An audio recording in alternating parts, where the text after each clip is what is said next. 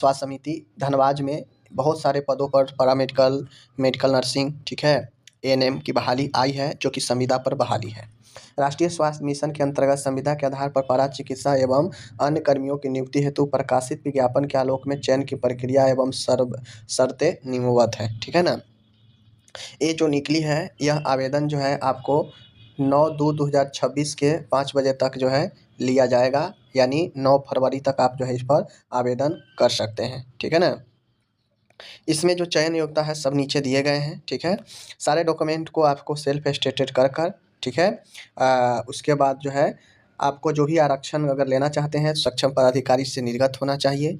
नीचे फॉर्म दिए गए हैं, इसको पूर्ण रूप से भरकर आपको जो है आवेदन के साथ असैनिक शैल चिकित्सक जो सिविल सर्वन होते हैं, समूह चिकित्सा पदाधिकारी धनबाद को निबंधित डाक या स्पीड पोस्ट के माध्यम से आवेदन पत्र सुनिश्चित करेंगे भेजना।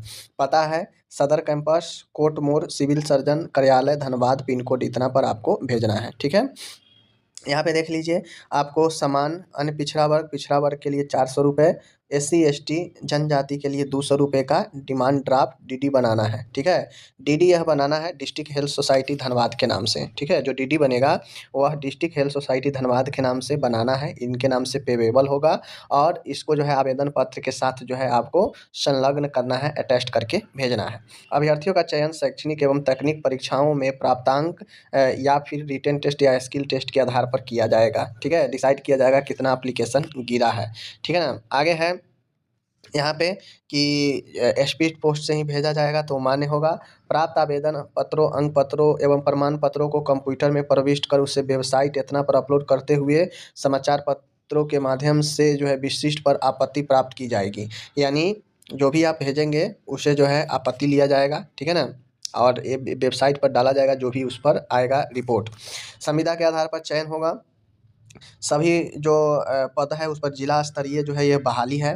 संविदा 1 वर्ष के लिए अनुमान होगा और आगे आगे बढ़ाया जाता है, ठीक है ना। संविदा के आधार पर जो भी व्यक्ति होगा, जो अभ्यर्थी शैक्षणिक योग्यता के लिए CGPA स्कोर कार्ड प्रस्तुत कर रहे हैं, वे मार्कशीट के साथ साथ CGPA रूपांतरण चार्ट भी प्रस्तुत करेंगे ताकि उनका मेरिट में नाम अच्छे से दिया जा सके, ठीक है। आगे है 1 से अधिक पदों के लिए आवेदन करते हैं तो अलग अलग आवेदन भेजना पड़ेगा। विज्ञप्ति अर्हता योग्यता के अनुरूप समिति द्वारा शॉर्ट लिस्टेड अभ्यर्थियों को आगे की चयन की प्रक्रिया के लिए सम्मिलित किया जाएगा, ठीक है। और ये सारा चीज़ जो है यहाँ पे दिए गए हैं और मैं यहाँ पे आपको बता दूँ, यहाँ पे पदों की डिटेल्स दिए गए हैं, देख सकते हैं। ANM RCH का बहाली टोटल 23 पद पर है। स्टाफ नर्स RCH का 28 पद पर बहाली है, ठीक है। कैटेगरीज वाइज यहाँ पे दिए गए हैं पद। उसके बाद फार्मासिस्ट का 20 पद है, सबसे ज़्यादा यही पद है, ठीक है। तो ये जो है पद आपको जो है सारे के सारे दिए गए हैं। और ANM का UR का 9 है, अनुसूचित जाति का 7 है, ठीक है। अत्यंत पिछड़ा वर्ग का 5 है, ठीक है। और यहाँ पे आर्थिक रूप से कमजोर वर्ग का 2 पोस्ट है, टोटल 23 पदों पर बहाली है। स्टाफ नर्स का 28 है, 10 है UR का, 5 है अनुसूचित जाति का, 3 है अनुसूचित जनजाति का, 3 है अत्यंत पिछड़ा वर्ग का, 4 है पिछड़ा वर्ग का और 3 है आपका आर्थिक रूप से कमजोर वर्ग के लिए, ठीक है।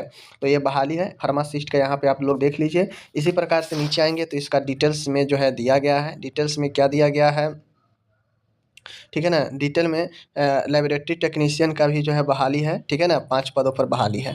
चयन के लिए उम्र सीमा 1/8/25 गणना होगी। ऑल पोस्ट के लिए जो एज है मिनिमम 21 साल और मैक्सिमम जो है जनरल के लिए 35, EWS के लिए 35, OBC का 37, फीमेल अनरिजर्व का 38 और SC/ST का 40, ठीक है। तो ये सारा दिए गए हैं।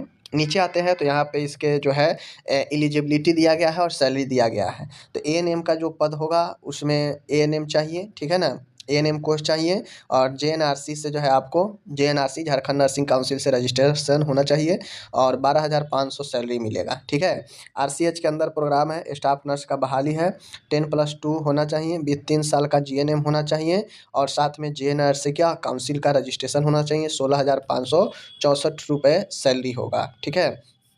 इसी प्रकार से आगे बढ़ते हैं तो यहाँ पे फार्मासिस्ट का है। फार्मासिस्ट का जो सैलरी है 15,208 है और डी फार्मेसी यहाँ पे चाहिए और register under Jharkhand state pharmacy council के अंदर रजिस्ट्रेशन होना चाहिए। लैब टेक्नीशियन के लिए 10+2 है, DMLT है, 1 ईयर का एक्सपीरियंस मांगता है, ठीक है।